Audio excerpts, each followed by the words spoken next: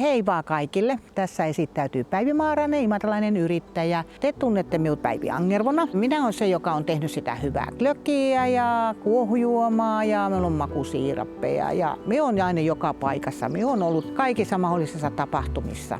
5 vuotta yrittäjyyttä, 5 vuotta tosi rankkoja vuosia. Tämä on ihanaa yrittäjyyttä, mutta todella rankkaa.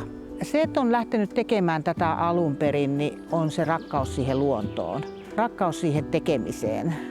Näette pieniä pätkiä siitä minun työstä. Siellä tehdään kuusenkerkkäsiirappia ja keitellään kuusenkerkkiä. Ne tuli haettua Oulusta. Ja tämä on tätä työtä. Se on sitä työtä, mitä te ette näe ennen kuin te näette sen tuotteen siellä pöydällä. Tämä on suuri kiitos, kun te ostatte minun tuotteita. Olette ostanut tähän asti ja toivon mukaan ostatte jatkossa.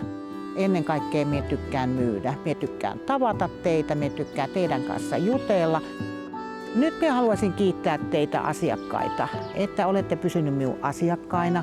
Haluan myöskin toivottaa uudet asiakkaat tervetulleiksi. Toivon mukaan me kohtaamme monessa eri paikassa.